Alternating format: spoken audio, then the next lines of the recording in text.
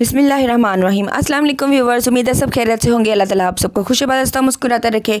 आज मैं आपको बहुत ही ज़बरदस्त सी और यूनिक सी चिकन की रेसिपी बताने वाली हूँ। बहुत ही डिफरेंट है और ये रेसिपी को आपको देखकर लगेगा कि ऐसी रेसिपी आपने पहले कभी ट्राई नहीं की। तो चले हम अपनी रेसिपी स्टार्ट करते हैं।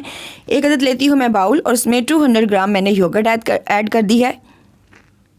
साथ में मैं इसमें 2 tablespoon chicken tikka masala, half teaspoon red chilli flakes, half teaspoon salt, 1 tablespoon अदरक लहसुन का पेस्ट, 1 टेबलस्पून ग्रीन चिली का पेस्ट शामिल करके मैं अच्छी तरह से इनको मिक्स कर लूँगी। और साथ में 1 kg के बराबर मैंने लिया है चिकन और थोड़ा थोड़ा करके मैं इसमें सारा शामिल कर लूँगी और अच्छी तरह से हम इसको मैरिनेट करके रख देंगे। आधे घंटे के लिए आपने इसको मैरिनेट करके ढक कर कवर से इसको फ्रिज में रखना है ताकि अच्छी तरह से ये मैरिनेट हो जाए, सारी जो ग्रेवी है वो चिकन में अच्छी तरह से मिक्स हो जाए। तो लीजिए, आधा घंटा हो चुका, हमारा जो चिकन है वो आधे घंटे तक मैरिनेट रहा है। तो एक अदद लूँगी मैं कढ़ाई, उसमें 250 ग्राम मैंने ऑयल लिया है। ऑयल क्यों ज़्यादा लिया है ये आगे चलकर आपको पता चल जाएगा। तो थोड़ा थोड़ा चिकन करके मैं इसमें शामिल कर रही हूँ। थोड़ा थोड़ा करके मैं सारा चिकन इसमें शामिल कर लूँगी और अच्छी तरह से हम इसको फ्राई कर लेंगे। ख्याल रखना है आपने के साथ भी नहीं लगना चाहिए और जलना भी नहीं चाहिए, और ये भी ख्याल रखना है कि चिकन कच्चा भी नहीं रहना चाहिए। तो लीजिए, सारा चिकन और जो योगर्ट की ग्रेवी थी वो भी मैंने इसमें शामिल कर दी है ताकि अच्छी तरह से इसका टेस्ट जो है वो चिकन में अच्छी तरह से मिक्स हो जाए। अब मैं इसे लिड से कवर करके 10 से 15 मिनट के लिए स्टीम पर रख दूँगी। और साथ साथ आपने चेक करना है कि चिकन जो है वो कहीं जल ना जाए। चिकन जो है वो तकरीबन 10 मिनट हो चुके हैं, मैंने इसे फ्राई कर लिया है अच्छी तरह से और अब मैं इसे अलग प्लेट में सेपरेट करके रख लूँगी।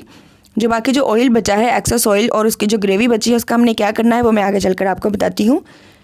तो एक अदद लिया है मैंने फ्राई पैन, उसमें जो ग्रेवी बची थी ऑयल वाली वो मैं इसमें शामिल कर रही हूँ। थोड़ा सा हम इसे गर्म करेंगे और साथ में 250 ग्राम मतलब 5 to 6 टमाटोज़ होने चाहिए आपके पास। टमाटो की प्यूरी बननी चाहिए, तो वो 5 to 6 टमाटोज़ की प्यूरी मैंने इसमें शामिल की है। अच्छी तरह से इसको फ्राई कर लेना है।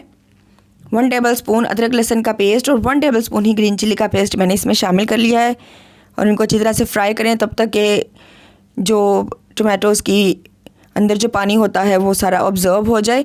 और हाफ़ टी स्पून मैंने इसमें white pepper, half teaspoon ही मैंने इसमें ब्लैक पेपर इसमें ऐड की है। 2 टेबलस्पून इसमें मैंने योगर्ट ऐड की है।